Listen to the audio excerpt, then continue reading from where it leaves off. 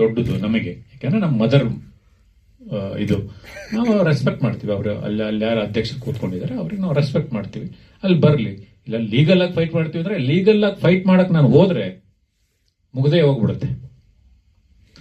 ಒಂದೇ ಒಂದು ಟಾಪಿಕ್ ಹೇಳ್ತೀನಿ ನಿಮಗೆ, ಬೇಡ ಬಿಡಿ ಇವಾಗ ನಿಮ್ಗೆಲ್ಲರಿಗೂ ಹೇಳಿ ಸರ್. ಆಮೇಲೆ ಅದು ಗೂಗಲ್ ಕತೆ ಅಂತ ಒಂದು 10-20 ಸಲ ಅವ್ರು ಹೇಳಿದ್ದಾರೆ. ನಾನೀಗ ಗೂಗಲ್ ಕತೆ ಲಿಫ್ಟ್ ಮಾಡಿ ನಾನೀಗ ಅವರಿಗೆ ಕತೆ ಮಾಡೋದು, ನಾನು ಹೀರೋಗೆ ಅದನ್ನು ಯಾಕೆ ಹೇಳ್ತೀನಿ? ಈಗ ಒಂದು ಕತೆ ಹೇಳಿದ್ಮೇಲೆ ಒಂದೂವರೆ ಗಂಟೆ ಕತೆ ಹೇಳಿದ್ಮೇಲೆ ಸರ್ ಲಿಫ್ಟ್ ಅಲ್ಲ, ಒಂದು ಸುಪ್ರೀಂ ಕೋರ್ಟ್ ಇನ್ಸಿಡೆಂಟ್ ಅದು ಎಲ್ಲರಿಗೂ ಗೂಗಲ್ ಸಿಗುತ್ತೆ. ನಾವೀಗ 100 ಇನ್ಸಿಡೆಂಟ್ ಮೇಲೆ ಲೈಫಲ್ಲಿ ಕತೆ ಹುಟ್ಟೋದು ಯಾವುದೋ ಒಂದು ಘಟನೆಗಳ ಮೇಲೆ ಆಗುತ್ತೆ. ನಮ್ಮ ಪರ್ಸನಲ್ ಬದುಕಲ್ಲಿರ್ಬೋದು, ಯಾವುದೋ ಒಂದು ಆಕ್ಸಿಡೆಂಟ್ ಮೇಲೂ ಆಗ್ಬೋದು, ಕೊರೋನಾ ಮೇಲೆ 108. ನೀವು ದುರಂಧರ್ ನೋಡಿದ್ರೆ ನಾನು ಅವಾಗಲೇ ಹೇಳಿದೆ, ಎಲ್ಲದು ರಿಯಲ್ ಇನ್ಸಿಡೆಂಟ್ಗಳ ಮೇಲೆ ಅದು. ಸೊ ನಾನು ಅದನ್ನ ಕತೆ ಹೇಳಿ ಕೂಡ ಈ ಕೇಸು, ಆಮೇಲೆ ನಮ್ಮ ಸ್ಕ್ರೀನ್ ಪ್ಲೇ ಅದನ್ನ ಇಟ್ಕೊಂಡಿದೀವಿ. ಎಂಡ್ ಸ್ಕ್ರೋಲಿಂಗ್ ಟೈಟ್ಲಲ್ಲೂ ಬರುತ್ತೆ ಯಾವ್ಯಾವ ಕೇಸಲ್ಲಿ ಏನೇನಾಗಿದೆ. ಆ ಕೇಸ್ ಜೊತೆನೂ ಕೂಡ ಬೇರೆ ಬೇರೆ ಎಲ್ಲ ನಾವು ಹಾಕ್ತಿವಿ. ಅದನ್ನು 10 ಸಲ ಗೂಗಲ್ ಕತೆ ಕದ್ದು ಗೂಗಲ್ನ ಅದನ್ನ ನಾ ಹೀರೋಗೆ 2 ನಿಮಿಷ ಕತೆ ಹೇಳಕ್ ಹೋಗಲ್ಲ ಸರ್. ಒಬ್ಬ ನಿರ್ಮಾಪಕರ ಜೊತೆ ನಾವು ಒಂದು 2 ನಿಮಿಷ ಅದ್ಯಾವುದೋ ಗೂಗಲ್ ಕತೆ ಹೇಳ್ಬಿಟ್ಟು ಅವ್ರಿಗೆ ಸಿನಿಮಾ ಒಪ್ಸಕ್ಕೆ ಒಂದು ಡೇಟ್ ತಗೊಳಕ್ಕೆ ಯಾರು ಹೋಗಲ್ಲ. ಸೊ ಸುಮ್ಮನೆ ಅವ್ರು ಅದನ್ನ ಡಿಫೆಂಡ್ ಮಾಡ್ಕೊಳಕ್ಕಾಗದೆ ಸುಮ್ಮನೆ ಅವ್ರಿಗೊಂದು ರೀಸನ್ ಬೇಕಿತ್ತು ಎಲಿಗೇಷನ್ ಮಾಡಕ್ಕೆ, ಅದನ್ನ ಎಲಿಗೇಷನ್ ಮಾಡಿದ್ದಾರೆ. ಆ ತರ ಇದ್ದಿದ್ದು ನಾನು ಅವ್ರಿಗೆ ಹೈಡ್ ಮಾಡ್ತಿದ್ದೆ. ಅದು ನಾನು ಗುರು ದೇಶಪಾಂಡೆ ಅವ್ರಿಗೂ ಹೈಡ್ ಮಾಡಲಿಲ್ಲ, ರಮೇಶ್ ಅರವಿಂದ್ ಅವ್ರಿಗೂ ಹೈಡ್ ಮಾಡಲಿಲ್ಲ, ಯಾರಿಗೂ ಮಾಡಲಿಲ್ಲ. ಎಲ್ಲದೂ ತೋರಿಸಿದೀವಿ ನಾವು. ಅದು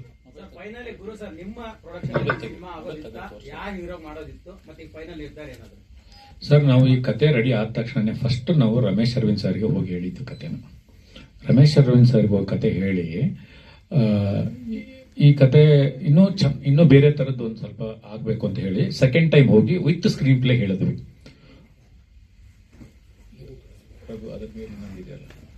ವಿತ್ ಲಿಂಕ್ ಕಳಿಸ್ತಿರಲ್ಲ ನೀವು, ನನಗೆ ಕಳಿಸಿದ್ದು. ಅದಾದ್ಮೇಲೆ ಡೆವಲಪ್ ಆಯ್ತು ಏನಂತಂದ್ರೆ ಅದ್ರೊಳಗಡೆ ಒಂದು lawyer character is very very important character ಅಂತ ಬಂತದು.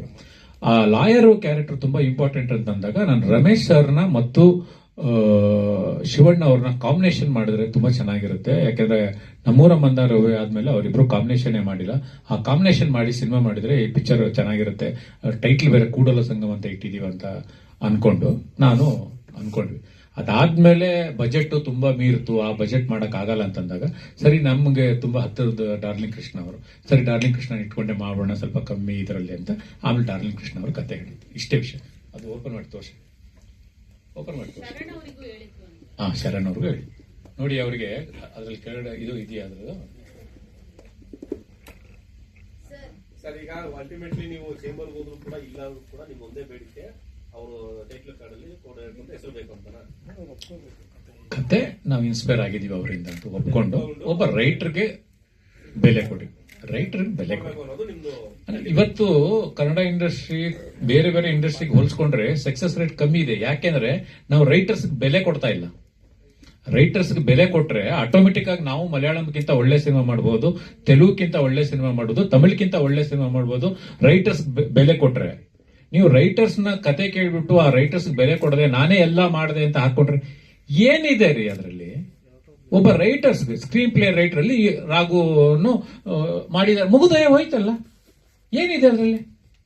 ಏನು 1 ಕೋಟಿ ರೆಮಿಡಿಷನ್ ಕೇಳ್ತಾರ ರಾಘು? ಇಲ್ವಲ್ಲ. 1 ಕೋಟಿ ಅಂತ ಕೇಳಲ್ಲ. ಏನಕ್ಕೆ ನಿಮಗೆ ಕತೆ, ಚಿತ್ರಕತೆ, ನಿರ್ದೇಶನ, ನಿರ್ಮಾಪ ಎಲ್ಲ ನಾನೇ ಹಾಕೊಳ್ಳುವಂಥದ್ದು ಏನಿದೆ ಅದರಲ್ಲಿ? ಒಬ್ಬ ರೈಟರ್ಗೆ ವ್ಯಾಲ್ಯೂ ಕೊಟ್ರೆ ಇಂಡಸ್ಟ್ರಿ ಬೆಳೀತದೆ. ಇವಾಗ ಆ ಪಿಕ್ಚರ್ ಅಲ್ಲಿ ರಾಘವೇಂದ್ರ ನಾಯಕ್ ಅವ್ರಿಗೆ ಹೆಸರು ಕೊಟ್ರೆ, ನಾನು ಲವ್ ಮಕ್ಕಳಲ್ಲಿ 3 ಸ್ಕ್ರೀನ್ ಪ್ಲೇಗೆ ಹೆಲ್ಪ್ ಮಾಡಿದ್ದೀನಿ ಸರ್ ಅಂತ ಹೇಳಿದ್ರೆ 1-2 ಸಿನಿಮಾ ಸಿಗುತ್ತೆ ಇವ್ರಿಗೂ. ಆ 1-2 ಸಿನಿಮಾದಿಂದ ಇವ್ರು ಬದುಕು ಕಟ್ಕೊಳ್ತಾರೆ. ಈ ತರ ಇನ್ನೊಂದು 4 ಜನ ರೈಟರ್ಸ್ ಬರ್ತಾರೆ. ಇವಾಗ ಜೆಂಟಲ್ಮ್ಯಾನ್ ಸಿನಿಮಾ ಮಾಡೋಕ್ಕಿಂತ ಮುಂಚೆ ಅವ್ರೊಂದು ಸಿನಿಮಾ ಆವರೇಜ್ ಆಗಿತ್ತು ಜಡೇಶ್ ಅವ್ರಿಗೆ.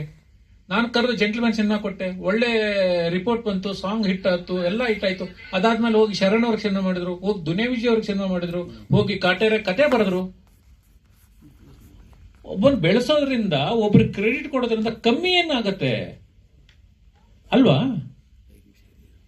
ಅದನ್ನ ಅರ್ಥ ಮಾಡ್ಕೊಳ್ತಾ ಇಲ್ಲ. ಅದ್ರ ಬಗ್ಗೆ ಮಾತಾಡಿ ಅಂತಂದ್ರೆ ಇನ್ಯಾವ್ದ್ರ ಬಗ್ಗೆನೂ ಮಾತಾಡ್ತಾರೆ ಪರ್ಸನಲ್.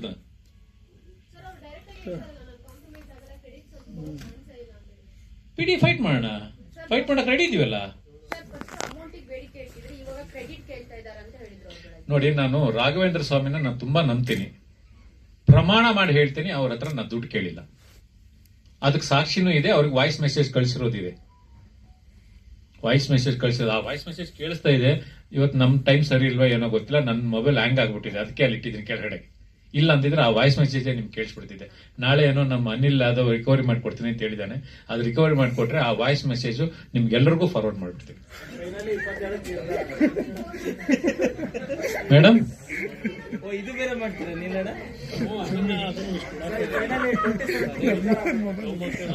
ಏನ್